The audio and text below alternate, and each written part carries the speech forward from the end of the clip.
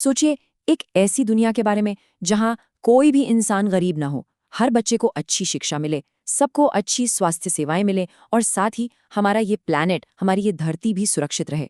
सुनने में ये किसी सपने जैसा लगता है ना? है ना? पर ये सिर्फ एक सपना नहीं है। ये एक ग्लोबल वादा है। एक ऐसा वादा जिसे दुनिया सस्टेनेबल डेवलपमेंट गोल्स यानी सतत विकास लक्ष्यों के नाम से जानती है। तो आज हम इसी वादे पर भारत की पिछले 10 साल की यात्रा का एक गहरा जायजा लेंगे और देखेंगे कि इस सपने को हकीकत में बदलने के हम कितने करीब पहुंचे हैं। तो फिर ये सस्टेनेबल डेवलपमेंट गोल्स या एसडीजीज हैं क्या? क्या ये सिर्फ सरकारों की फाइलों में बंद कुछ नियम हैं या फिर ये असल में पूरी इंसानियत के लिए एक टू डू लिस्ट है? एक ऐसा साझा मिशन जो हम सबको एक बेहतर कल बनाने के लिए एक साथ जोड़ता है। देखिए, बात है सितंबर 2015 की, जब यूनाइटेड नेशंस में दुनिया के सारे नेताओं ने मिलकर इन 17 ग्लोबल लक्ष्यों को अपनाया था। और अब सितंबर 2025 में इस ऐतिहासिक पल को पूरे 10 साल हो जाएंगे। तो हम एक बहुत ही अहम मोड़ पर खड़े हैं, ये देखने के लिए, ये आंकने के लिए कि दुनिया और खास तौर पर भारत इस बड़े सफर पर कितना आगे बढ़ा है। तो ये सतत विकास या सस्टेनेबल डेवलपमेंट, इसका मतलब क्या है? 1987 की मशहूर ब्रंटलैंड रिपोर्ट इसे बहुत ही सरल शब्दों में समझाती है। ये कहती है कि विकास ऐसा हो जो आज हमारी ज़रूरतें तो पूरी करे ही, लेकिन हमारी आने वाली पीढ़ियों की अपनी ज़रूरतें पूरी करने की क्षमता से कोई समझौता न करे। और इसी एक सोच को ज़मीन पर उतारने के लिए दुनिया ने मिलकर 17 लक्ष्य तय किए। ये 17 एसडीजी सिर्फ लक्ष्य नहीं है, बल्कि ये एक पूरा रोड मैप है। गरीबी और भुखमरी को खत्म करने से लेकर जेंडर इक्वालिटी और साफ ऊर्जा तक। और इन सब का मकसद एक ही है, 2030 तक सभी के लिए शांति और समृद्धि। तो इस ग्लोबल एजेंडे को भारत ने कैसे लिया? भारत ने इसे सिर्फ एक और अंतर्राष्ट्रीय समझौता नहीं माना, बल्कि इसे एक राष्ट्रीय मिशन की तरह अपनाया। भारत की इस स्ट्रैटेजी की जो नींव थी, वो थी होल ऑफ गवर्नमेंट अप्रोच। इसे आप एक बहुत बड़ी और कॉम्प्लेक्स मशीन की तरह समझिए, जिसका हर छोटा बड़ा पुर्जा एक साथ एक ताल में काम कर रहा है। केंद्र सरकार, राज्य सरकारें और गांव की पंचायतें, सब एक लाइन में। और इस पूरी विशाल मशीन को चलाने और कोऑर्डिनेट करने की जिम्मेदारी दी गई नीति आयोग यानी national institution for transforming India को। मैनेजमेंट की दुनिया में एक बड़ी मशहूर कहावत है, जिस चीज को आप नाप सकते हैं, उसी चीज को आप संभाल भी सकते हैं। बस यही सिद्धांत भारत की एसडीजी स्ट्रैटेजी का मूल मंत्र बन गया। ये समझा गया कि सिर्फ योजनाएं बना देना ही काफी नहीं है, बल्कि उनकी प्रोग्रेस को लगातार हर कदम पर नापना भी उतना ही जरूरी है। राज्यों में एक दूसरे से बेहतर करने की एक हेल्दी होड़ पैदा करने के लिए एसडीजी इंडिया इंडेक्स जैसा पावरफुल टूल बनाया गया। इतना ही नहीं, एस्पिरेशनल डिस्ट्रिक्ट्स प्रोग्राम के जरिए देश के सबसे पिछड़े 112 जिलों पर खास ध्यान दिया गया, जिससे वहां स्वास्थ्य, शिक्षा और बेसिक इंफ्रास्ट्रक्चर में कमाल के बदलाव आए। ये सिर्फ डेटा इकट्ठा करना नहीं था, ये उस डेटा का इस्तेमाल करके जमीनी स्तर पर जिंदगियां बदलना था। चलिए अब पिछले एक दशक में भारत ने जो बड़ी उपलब्धियां हासिल की हैं, उन पर एक नजर डालते हैं। और याद रखिए, ये सिर्फ आंकड़े नहीं है, ये इस राष्ट्रीय मिशन में जीती गई वो बड़ी लड़ाइयां हैं जिन्होंने करोड़ों लोगों की जिंदगी को बेहतर बनाया है। सबसे पहले एक बड़ी और ताज़ा खबर। सस्टेनेबल डेवलपमेंट रिपोर्ट 2024 के मुताबिक भारत पहली बार एसडीजी इंडेक्स में दुनिया के टॉप 100 देशों में शामिल हो गया है। 193 देशों में 99वीं रैंक हासिल करना एक बहुत बड़ा मील का पत्थर है। अब आते हैं सबसे पहले लक्ष्य पर, एसडीजी 1 यानी गरीबी का खात्मा।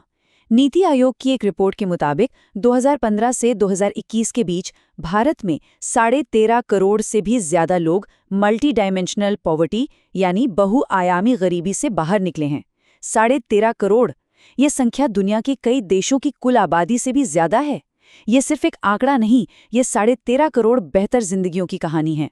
शिक्षा के मोर्चे पर यानी एसडीजी 4 क्वालिटी एजुकेशन, यहाँ भी भारत ने एक जबरदस्त छलांग लगाई है। 2024 तक भारत का net primary school enrolment rate लगभग 99.9% पर पहुंच गया है। इसका सीधा सा मतलब ये है कि आज देश का लगभग हर बच्चा स्कूल के दरवाजे तक पहुंच रहा है, जो हमारे भविष्य के लिए एक बहुत मजबूत नींव है। और अगर बात करें एसडीजी 7 की यानी सस्ती और साफ ऊर्जा की, तो 2022 तक देश के 99.2% आबादी तक बिजली पहुंच चुकी थी। सौभाग्य जैसी योजनाओं ने इसमें बहुत बड़ी भूमिका निभाई। ये सिर्फ एक बल्ब का जलना नहीं है, ये वो रोशनी है जो करोड़ों लोगों की जिंदगी में नए मौके लेकर आई है। हेल्थ सेक्टर में मतलब SDG 3 में भारत की कहानी तो और भी प्रेरणा देने वाली है। स्क्रीन पर देखिए, मैटरनल मोर्टेलिटी रेशियो, यानी हर 1 लाख बच्चों के जन्म पर कितनी माताओं की मृत्यु हो जाती है। ये आंकड़ा 2014-16 में 130 था, जो 2023 तक घटकर सिर्फ 80.5 रह गया है। ये हमारी हेल्थ सर्विसेज में आए एक बहुत बड़े सुधार और हजारों माताओं की जान बचाने की कहानी कहता है। और आखिर में एक नज़र SDG 9 पर, जो इंडस्ट्री, इनोवेशन और इंफ्रास्ट्रक्चर से जुड़ा है। डिजिटल इंडिया मिशन ने तो जैसे देश में एक क्रांति ही ला दी है। 2024 तक भारत में 88 करोड़ 60 लाख से ज्यादा एक्टिव इंटरनेट यूजर्स थे। ये विशाल डिजिटल नेटवर्क देश की आर्थिक तरक्की को एक नई और तेज रफ्तार दे रहा है। ये सफर अभी खत्म नहीं हुआ है। 2030 की मंजिल तक पहुंचने के रास्ते में अब भी कई बड़ी चुनौतियां हैं जिनका हमें सामना करना है।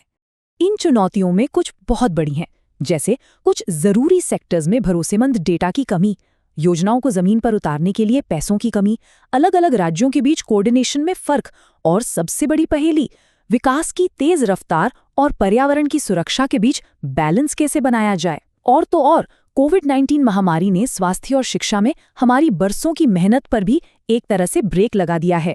एक और कड़वी सच्चाई है, रीजनल असमानता। देखिए, एक तरफ केरल, सिक्किम और तमिलनाडु जैसे राज्य हैं जो कई लक्ष्यों पर बहुत अच्छा काम कर रहे हैं, तो वहीं दूसरी तरफ बिहार, झारखंड और उत्तर प्रदेश जैसे राज्य हैं जो अब भी काफ़ी संघर्ष कर रहे हैं। इसका मतलब साफ है कि तरक्की की रोशनी देश के हर कोने तक एक बराबर नहीं पहुंच रही, और इस गैप को भरना एक बहुत बड़ी चुनौती है। तो इन सब चुनौतियों को देखते हुए अब आगे का रास्ता क्या है?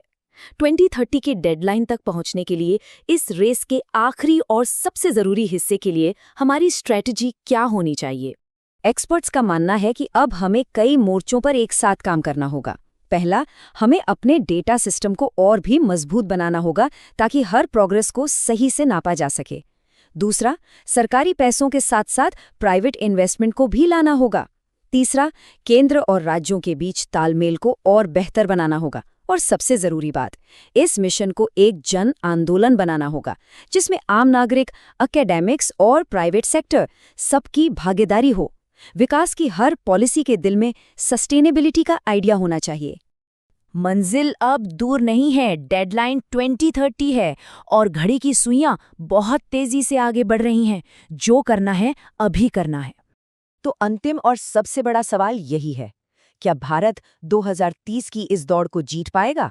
पिछले एक दशक की तरक्की अभूतपूर्व रही है, लेकिन आगे की राह चुनौतियों से भरी है। इस सवाल का जवाब आने वाले कुछ सालों में भारत के सामूहिक संकल्प और कोशिशों पर निर्भर करेगा। एक ऐसा सवाल जिस पर हम सभी को सोचना चाहिए। अगर ये वीडियो आपको पसंद आया हो तो लाइक जरूर करें, शेयर करें उन दोस्तों के साथ जिन्हें UPSC, लॉ या जनरल नॉलेज की तैयारी करनी है। और हाँ, सब्सक्राइब करें। आप अपने सुझाव या सवाल नीचे कमेंट में लिख सकते हैं। UPSC एंड कॉम्पिटिटिव एग्जाम की गाइडेंस या मेंटरशिप के लिए संपर्क करें। Our contact information is given in description. धन्यवाद। मैं हूं कृणाल ठाकुर। मिलते हैं अगले भाग में। जय हिंद।